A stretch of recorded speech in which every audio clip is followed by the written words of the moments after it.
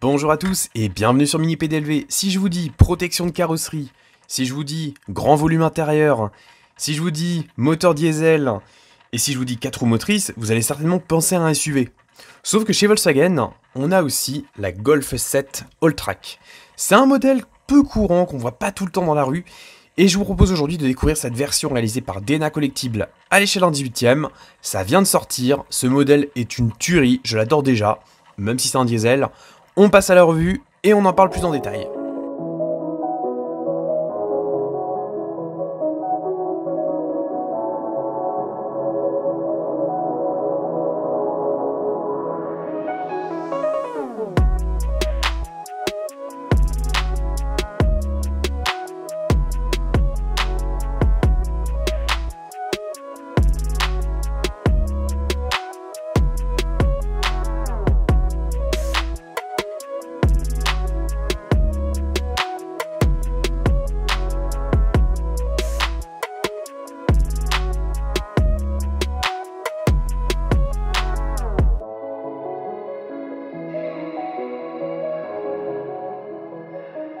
Comme je vous le disais, DNA Collectible réalise des miniatures qui sortent un petit peu de l'ordinaire et qu'on voit pas partout.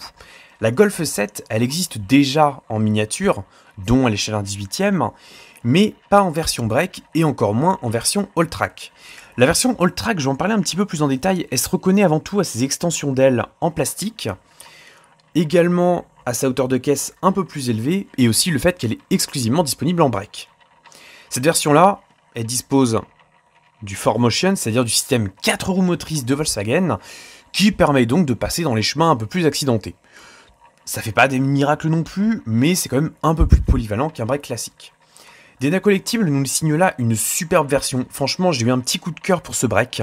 Déjà, le choix de la couleur qui est magnifique. Je dis pas ça parce que je roule dans une voiture de la même couleur, hein, mais c'est quand même un très beau rouge qui met bien en valeur les lignes de ce break, qui lui donne un look un peu plus trapu et encore un peu plus sportif. On a également la double sortie d'échappement avec un beau diffuseur, de superbes belles jantes qui sont en 18 pouces, je dis pas de bêtises. La calandre avant est également fidèle, on notera, je vais même le montrer à la caméra parce que c'est très beau, que les grilles sont vraiment très fines et surtout qu'elles sont percées, ce qui fait que ça donne un excellent niveau de réalisme. Tout est bien ajusté, on a même la caméra avant qui est là et qui est bien reproduite, les optiques n'ont pas de fixation apparente. Le profil est très chouette aussi, avec la ligne de caisse chromée qui assoit quand même la ligne, les barres de toit qui sont plus là pour l'esthétique qu'autre chose, mais qui ont leur mérite de pouvoir accueillir des skis pour partir en vacances par exemple. L'arrière est sympa aussi, on a la lunette arrière qui est là, avec son système de dégivrage. On a de beaux feux, les sigles qui sont simplement rapportés, alors oui c'est un mazout, c'est un 2 litres TDI, de 150 ou 184 chevaux. On a également des attributs de la version Alltrack, comme les rétroviseurs anodisés. L'intérieur est assez bien reproduit aussi, donc là, encore une fois, je vais vous mettre des photos, parce que c'est très difficile de filmer l'intérieur d'une voiture dont il n'y a pas d'ouvrant. On le rappelle, DNA Collective fait des miniatures en résine, mais dans tous les cas, c'est vraiment net. Si vous avez déjà eu des modèles DNA Collectible, vous verrez certainement qu'il y a quand même eu une sérieuse progression ces derniers temps. Et cette Golf 7 là, elle en est vraiment la parfaite illustration. Elle n'est pas irréprochable, clairement. Mais dans l'ensemble, c'est une miniature super homogène, qui reprend vraiment tous les attributs du modèle à l'échelle 1. Et c'est très agréable à regarder. On note aussi que les protections là ont été reproduites assez fidèlement. Et qu'au final, on a vraiment l'impression d'avoir la vraie voiture face à soi. Alors au niveau des imperfections, oui, il y en a encore, aucun constructeur n'est parfait. Par exemple, au niveau des ajustements, on voit parfois des petits points de colle. Alors c'est vraiment pour chipoter, hein, très clairement.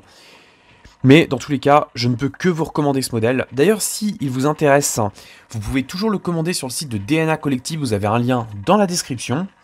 Il vous en coûtera environ 160 €. C'est une miniature limitée à 320 exemplaires seulement. Et il faut savoir que chaque exemplaire est numéroté. Moi, par exemple, j'ai la 315. Que d'habitude, je ne suis pas forcément fan des diesels et tout, mais je trouve que c'est un beau break, bien reproduit et qui en vitrine fait super bien. Je vous dis à très bientôt. Soyez prudents sur la route. Bye bye.